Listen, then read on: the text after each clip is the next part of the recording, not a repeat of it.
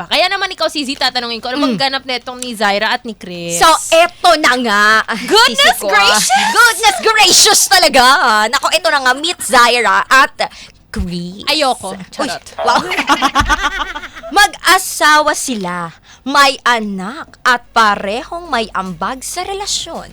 Ibig sabihin, parehas may ambag, nagtatrabaho, parehas. Pero, in terms of bigat, mas lamang daw si ate mo, girl. Okay. Dati kasing dancer sa club itong si Zaira at talagang maraming nagtitips sa kanyang mga lalaki. Pero, noong magkaasawa na siya at kumigil na. At naging fashion model na lang siya. Kaya talagang malaki ang perang kinikita niya. At dahil nga doon, naging main provider siya sa kanilang dalawa. Siya ang mas kumikita, siya ang mas may hawak ng finances at siya rin ang mas pressured sa gastusin ng pamilya. Si Chris naman, tumutulong. Pero naman yung sa tono, biglang nagbago. No? Pagdating sa lalaki, biglang, si Chris tumutulong. Tumutulong. Ganun yung ano eh. May ambag din naman siya. May ambag diba? siya. Pero parang ganun kasi ikwento to, Sisi ko eh. Oo. Siyempre, point of view to ni Zaira. Tama, correct. Pero again, si Chris tumutulong naman. Pero aminado siyang hindi niya kayang tapatan ang kinikita ni Zaira. Akala ko hindi niya kayang tanggapin. Nangyari daw ang issue nang magkaroon daw sila ng isang simpleng usapan tungkol sa birthday ng anak nila. Speaking of birthday, happy birthday, Lawrence Manipura.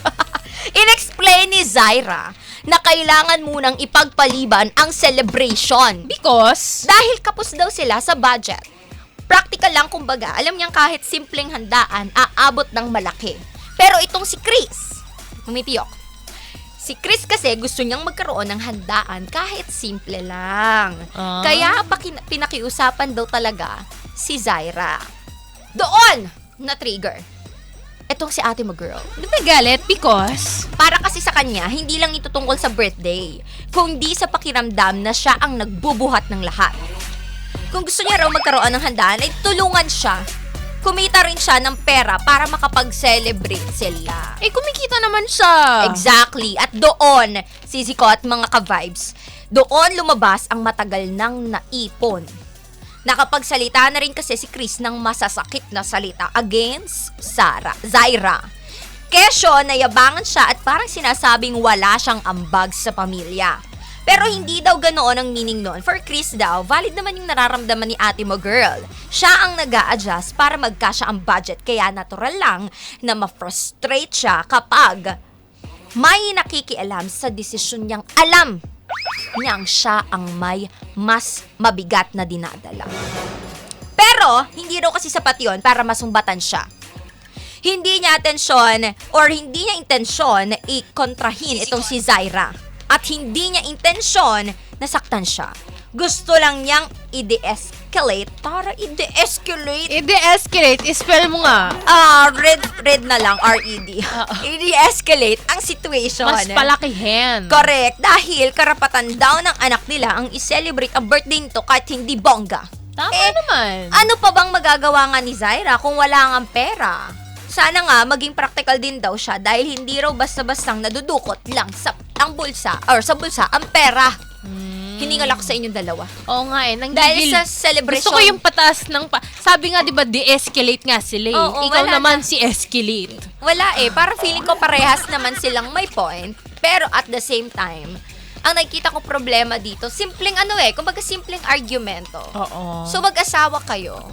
You know the budgeting and all. Napaka-importante niya na magkaroon ng, kumbaga, iba-budget nyo. Exactly. Yung pera ninyo, hawakan nyo ng maayos yung finances ninyo. Kaya lang umabot kasi sa sumbatan. Alam mo, pag may nabitawang ka talagang salita, mahirap na. Kaya pag galit ka vibes, wag ka munang magsalita. Totoo yan, di ba?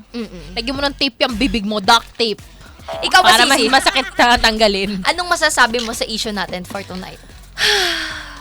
Gusto ko yun buntong hininga. Hindi kasi, honestly, sobrang valid naman kasi ng nararamdaman. But, for tonight, kakampi ako sa lalaki, kay Chris. Kay Chris, okay. Alam mo, ginagawa rin naman niya siguro lahat ng kaya niya para kumita. Sadyang mas malaki yung kinikita ni Zaira. And hindi niya kasalanan yun. Correct. Diba? Ang mahalaga, is nagtatry naman siya. Mm-mm. 'Di ba?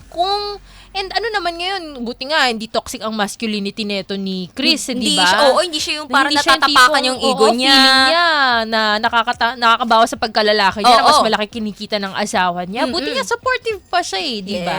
Yes. Yun yung hirap, no? Mm-mm. Kapag umabot na sa, nagkungkata na, ako mas malaki yung sinasahod ko Totoo yan. Tapatan mo ko. Exactly. Ganon. And malay mo, may pinanggagalingan to si Chris na gustong i-celebrate yung birthday talaga ng anak nila. Di ba? Sino ba namang magulang na ayaw i-celebrate ang birthday ng kanilang anak? Di ba? Kahit nga medyo kapos ka, kahit anong gagawin mo para lang maiparamdam sa anak mo na worth celebrating ang kanyang buhay. Pero ano rin kasi, depende rin sa point Kasi ano ba, may muwang na ba sa mundo tong batang to? Hindi natin alam. Kasi Di rin ang kasi mga natin alam, mahalagang diba? birthday na sineselebrate. First First birthday, birthday. 7th birthday, 18th, Sino ba kasi nagpauso ng first birthday na yan?